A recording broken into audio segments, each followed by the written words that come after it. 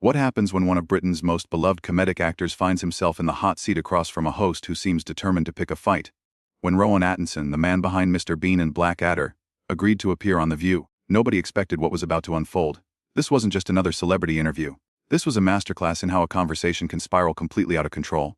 Before we dive into this incredible story, make sure you hit that subscribe button and let me know in the comments what you think about heated television moments like this one. The studio lights were blazing as Rowan Atkinson settled into his chair on The View's iconic set. Known for his measured, thoughtful approach to interviews, Atkinson had come prepared to discuss his latest projects and perhaps share some insights about his decades-long career in comedy. What he hadn't prepared for was the combative energy that would soon fill the room.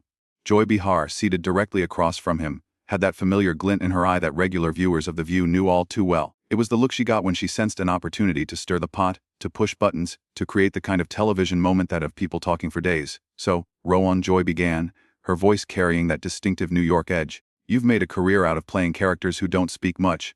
Mr. Bean barely says a word, and even in Blackadder, you're often the straight man. Is it because you don't actually have much to say in real life? The question hung in the air like a challenge. The other hosts exchanged glances, sensing immediately that this wasn't going to be the typical light-hearted celebrity chat they'd been expecting. Atkinson, ever the professional, maintained his composure, though there was a slight tightening around his eyes. While Joy, Atkinson replied, his crisp British accent cutting through the studio's tension. I'd say there's a significant difference between choosing when to speak and having nothing to say. Comedy, particularly physical comedy, often communicates more in a single gesture than pages of dialogue ever could. Joy leaned forward, clearly not satisfied with what she perceived as a deflection.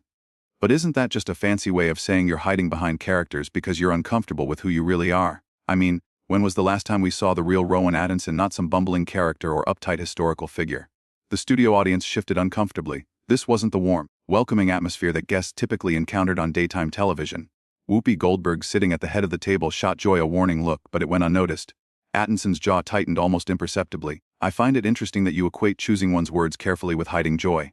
In my experience, those who speak the loudest often have the least to say. My characters aren't masks, they're explorations of the human condition. Mr. Bean, for instance, represents the universal experience of navigating a world that doesn't always make sense.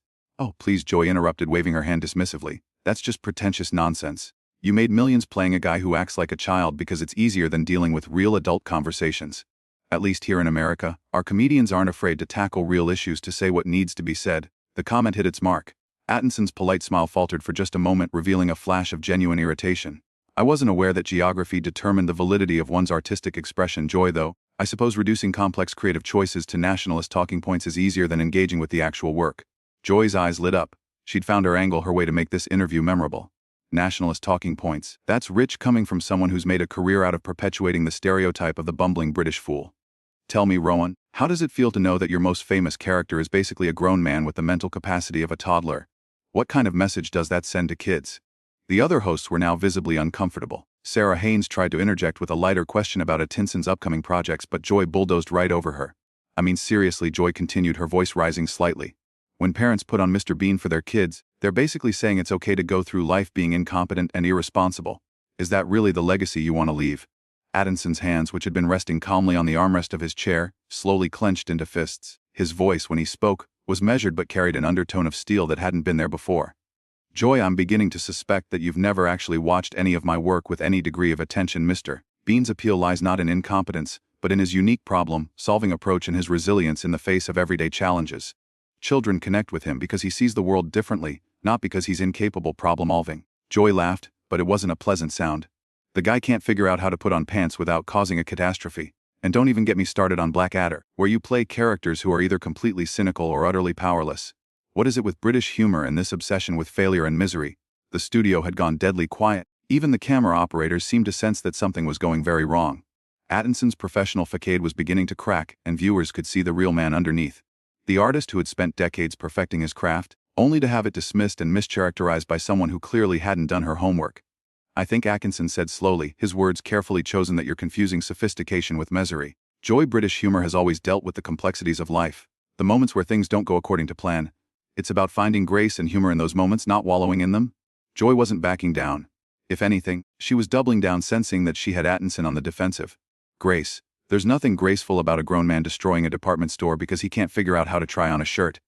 And as for Blackadder, those characters are just mean-spirited and cruel. How is that supposed to be funny? The question revealed everything.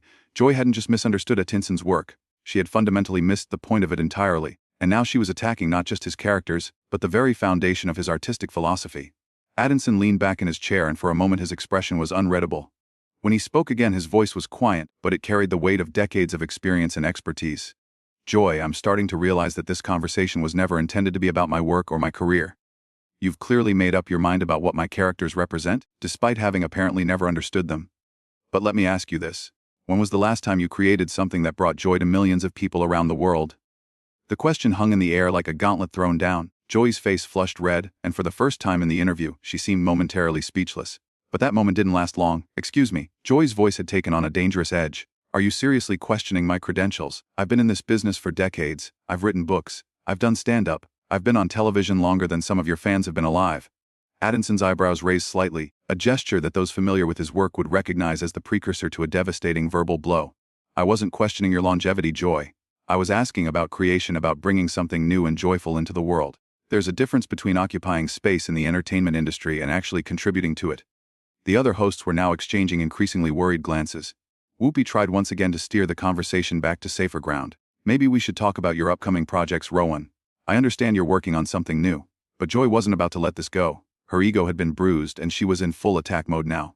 Oh, I see what this is about. This is that typical British arrogance, isn't it? You think you're so much better than American television. So much more sophisticated. Well, let me tell you something, Mr. Bean. Your highbrow act doesn't work on me, Mr. Bean, Atkinson repeated slowly. And there was something in his tone that made everyone in the studio sit up a little straighter. You keep coming back to that character as if it's some kind of insult. Do you realize that Mr. Bean has brought laughter to children and adults in over 200 countries? That character has transcended language barriers and cultural differences in a way that very few pieces of entertainment ever achieve. Joy scoffed. Oh, please. Transcended language barriers. He doesn't talk. A mime could do the same thing, could they? Atkinson's voice was getting sharper now, his professional politeness finally beginning to fray. Because if it were that simple, Joy, why aren't there hundreds of internationally beloved mime characters? Physical comedy isn't just about not speaking. It's about understanding human nature so completely that you can communicate universal truths without words. Universal truths. Joy was practically sneering now. What universal truth is there in watching a man struggle to figure out how a revolving door works? What's the deep meaning behind getting your head stuck in a turkey? The reference was to one of Mr. Bean's most famous sketches, but the way Joy delivered it made it sound crude and pointless. Several audience members actually gasped at her tone. Atkinson's face had gone very still. When he spoke, his voice was quiet, but everyone in the studio could hear him perfectly. The universal truth, Joy, is that we all struggle with things that seem simple to others. We all have moments where the world feels foreign and confusing. Miss Bean resonates with people because he faces those moments with curiosity instead of cynicism, with persistence instead of giving up. He finds wonder in the ordinary and refuses to be defeated by life's small absurdities. That's just Joy started, but Atkinson wasn't finished. And the fact that you can reduce that to a man with his head stuck in a turkey tells me everything I need to know about your capacity for understanding nuance. You see the surface and assume that's all there is. It's the intellectual equivalent of judging a book by its cover and then criticizing the author for your own inability to read. The studio was so quiet you could hear the hum of the air conditioning. Joy's mouth had dropped open slightly. She wasn't used to being spoken to this way, especially not on her own show. How dare you, she said, her voice shaking slightly with rage. How dare you sit here and insult my intelligence? I've interviewed presidents. I've covered major news stories. You've done many things, Atkinson interrupted, and his interruption was so smooth and confident that it stopped Joy mid-sentence. But I have to ask, in all of those interviews, in all of those news stories, did you approach them with the same level of preparation you brought to this conversation? Because if this is representative of your journalistic standards, I'm beginning to understand why American television has the reputation it does abroad. Joy's face was now bright red. What is that supposed to mean? What reputation? Atkinson smiled, but it wasn't a kind smile. It was the smile of someone who had just been handed the perfect opening. Well, Joy, there's a perception internationally that American daytime television prioritizes conflict over content, noise over nuance. That it's more interested in creating viral moments than actually informing or entertaining its audience. I always assumed that was an unfair stereotype, but sitting here today, I'm starting to think it might be more accurate than I'd hoped. You pretentious arrogant. Joy started to rise from her chair, but Whoopi's hand on her arm stopped her. Joy, Whoopi said firmly, maybe we should take a breath here. But Joy shook her off. No, I'm not going to sit here and let this pompous British snob insult me and my show and my country on national television. Atkinson leaned back in his chair, completely calm despite the storm he'd unleashed. I haven't insulted your country, Joy. I've made observations about a particular approach to television production, and I've pointed out that your criticism of my work seems to stem from a fundamental misunderstanding of what that work actually is. If you find those observations insulting, perhaps the problem isn't with the observations. The problem, Joy said, her voice rising to a near shout, is that you think you're better than everyone else. You think your British sophistication makes you superior to us crude Americans. Actually, Atkinson said, and his voice was maddeningly calm, I think good comedy is good comedy regardless of where it comes from. I think thoughtful entertainment can come from anywhere, but I also think that criticism should be informed and interviews should be conducted with at least a basic understanding of the subject matter. These aren't particularly British expectations. Joy, they're professional ones. The other hosts were looking anywhere but at the confrontation unfolding in front of them. The audience was completely silent, sensing that they were witnessing something that was spiraling far beyond normal television boundaries. Joy stood up abruptly, her chair rolling backward. I don't have to sit here and listen to this. This is my show and I won't be talked down to by some has-been comedian who peaked 20 years ago with a character who can't even speak. Atkinson's composure finally cracked. Not into anger, but into something worse. A cold disappointment that was some more devastating than any shout could have been. Has been, he said quietly, rising slowly from his own chair.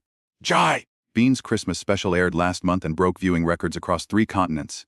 My live performances sell out within minutes of tickets going on sale. But even if none of that were true, even if I were exactly the has-been you seem so desperate for me to be, it wouldn't change the fact that you've spent the last 15 minutes demonstrating a complete inability to engage with ideas that challenge your preconceptions. He paused, looking directly at Joy with an expression of profound disappointment. I came here expecting a conversation. What I found was a performance and not a very good one. The words hit Joy like a physical blow. Her face cycled through several shades of red before settling on a dangerous crimson. The other hosts were frozen, unsure whether to intervene or simply let this train wreck continue to its inevitable conclusion. A performance. Joy's voice was trembling with rage. You want to see a performance? I'll give you a performance. You sit there with your fancy accent and your pompous attitude, acting like you're some kind of artistic genius, but you know what you really are. You're a one-trick pony who got lucky with a character so simple that even children can understand it. And the reason children can understand it is because it has the intellectual depth of a puddle. Atkinson stood completely still for a moment, absorbing the full weight of Joy's attack. When he spoke, his voice was so quiet that the studio microphones had to strain to pick it up. Joy, I want you to listen very carefully to what I'm about to say because I'm only going to say it once. He took a step closer to the panel, his presence somehow commanding despite his calm demeanor. You have just spent the better part of 20 minutes demonstrating exactly why intelligent discourse is dying in American media. You came into this interview with your mind made up, your talking points prepared, and your agenda set. You had no interest in learning anything about my work, my process, or my perspective. You wanted a target and you thought I would be an easy one. Joy opened her mouth to interrupt, but Atkinson held up a hand and something in his gesture was so authoritative that she actually stopped. But here's what you failed to understand. He continued, his voice growing stronger. The reason Mr. Bean has endured for over 3 decades isn't because he's simple. It's because he's honest. He approaches the world with genuine curiosity, with hope, with a willingness to try again when things go wrong. He doesn't assume the worst about people or situations. He doesn't attack what he doesn't understand. In that sense, Joy, he's the opposite of everything you've demonstrated here today. The studio was so quiet that the sound of Joy's breathing was audible. Her face had gone from red to pale, and for the first time in the interview, she seemed to realize that she might have pushed too far. Now wait just a minute, she started. But Atkinson wasn't finished. No, Joy, you've had your minutes, several of them in fact, and you've used everyone to prove my point about the difference between speaking and having something to say.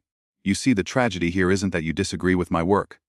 People are entitled to their opinions, even poorly informed ones. The tragedy is that you had an opportunity to have a real conversation with someone whose perspective might have broadened your understanding, and instead you chose to turn it into a gladiatorial combat for the entertainment of your audience. Whoopi finally found her voice. Rowan, I think maybe we all got a little heated here. Why don't we? No, Whoopi, Atkinson said, turning to look at her with genuine regret. This isn't about getting heated. This is about professional standards and basic respect. Joy didn't get heated. She got personal. She attacked not just my work, but the intelligence of everyone who enjoys it. She reduced decades of creative effort to crude stereotypes and then had the audacity to suggest that her ignorance somehow represented a higher standard of discourse. He turned back to Joy, who was now looking distinctly uncomfortable under his steady gaze. You called me a has-been, Joy. You said I peaked 20 years ago. But let me ask you something. When was the last time you created something that brought people together instead of driving them apart? When was the last time your work made someone smile instead of making them angry? When was the last time you used your platform to build something up instead of tearing something down? Joy's mouth opened and closed several times, but no words came out. The woman, who never seemed to be at a loss for something to say, had been rendered speechless. You know what the real difference is between American and British comedy? Atkinson continued, his voice gaining momentum. It's not sophistication or intelligence or any of the cultural stereotypes you seem so fond of. The difference is that British comedy often punches up at authority and power, while American comedy increasingly punches down at anyone who dares to be different, vulnerable, or sincere. Today, Joy, you've demonstrated that principle perfectly. Sarah Haynes made a desperate attempt to salvage the situation. Maybe we could talk about your charity work, Rowan. I know you're involved with several, but Atkinson was already moving toward his chair to collect his jacket. I appreciate the attempt, Sarah, but I think we're well past the point where this conversation can be rescued. Joy has made it very clear that she's not interested in actual dialogue, and I'm not interested in providing content for her circus. Joy finally found her voice again, and predictably it was defensive and angry. You can't just walk out. This is live television. You have a commitment. Atkinson paused in putting on his jacket and looked at her with something approaching pity. Joy, my commitment was to participate in an interview, not to serve as a punching bag for your insecurities. There's a difference between challenging questions and personal attacks, between professional skepticism and willful ignorance. You crossed that line 15 minutes ago and you've been dancing on the other side ever since. This is ridiculous. Joy snapped, her composure completely gone now. You're acting like a child who didn't get his way. This is how interviews work in the real world. We ask tough questions. Atkinson finished putting on his jacket and turned to face Joy one final time. No, Joy. In the real world, interviewers prepare. They research their subjects. They ask informed questions based on actual knowledge rather than assumptions and prejudices. What you've done here today isn't journalism. It's not entertainment. And it's certainly not professional. It's simply sad. He looked around the panel, his expression softening slightly as he addressed the other hosts. Whoopee. Sarah, I apologize that you had to witness this. You've tried admirably to maintain some semblance of civility, but unfortunately, one person's determination to create conflict has poisoned the entire conversation. Joy stood up abruptly, her chair rolling backward again. Don't you dare apologize for me. I don't need your pity or your condescension. If you can't handle a tough interview, maybe you should stick to children's television. The insult was clearly meant to be a final blow, but it had the opposite effect. Atkinson smiled, and for the first time since the interview began, it was a genuine smile. You know what, Joy? You've just given me the perfect ending to this debacle. Yes, I do work in children's television sometimes. Do you know why? Because children appreciate honesty, creativity, and genuine emotion. They don't have time for the kind of manufactured outrage and artificial conflict that you seem to think passes for adult conversation. Children understand that entertainment should bring joy, not just generate clicks and controversy. He moved toward the edge of the set, then paused and looked back at Joy one more time. Perhaps if more adults approached the world with the openness and honesty of children, we wouldn't need characters like Mr. Bean to remind us what genuine curiosity and resilience look like. Joy was practically vibrating with rage. Now fine, walk away. Run back to England where people will appreciate your precious Mr. Bean. We don't need you here. Atkinson's final smile was devastating in its kindness. Joy. The beautiful thing about good comedy, good art, good entertainment of any kind is that it doesn't matter whether you need it or not. It exists for anyone who's willing to approach it with an open mind and a generous spirit. Unfortunately, you've demonstrated today that those qualities are in rather short supply at this particular table. With that, Rowan Atkinson walked off the set of The View, leaving behind a stunned studio audience, a panel of bewildered hosts, and one very red-faced Joy Behar, who had just learned what happens when preparation meets pomposity, when genuine talent meets manufactured outrage, and when class meets chaos on live television. The cameras continued rolling as Joy tried desperately to regain control of her show, but the damage was done. In less than 30 minutes, she had managed to turn what should have been a delightful interview with one of the world's most beloved entertainers into a masterclass in how not to conduct yourself as a professional interviewer. And that's the story of how Rowan Atkinson walked off The View, leaving Joy Behar to face the consequences of her own unprofessionalism. What do you think? Was Atkinson right to leave, or should he have stayed and continued the fight? Let me know in the comments below.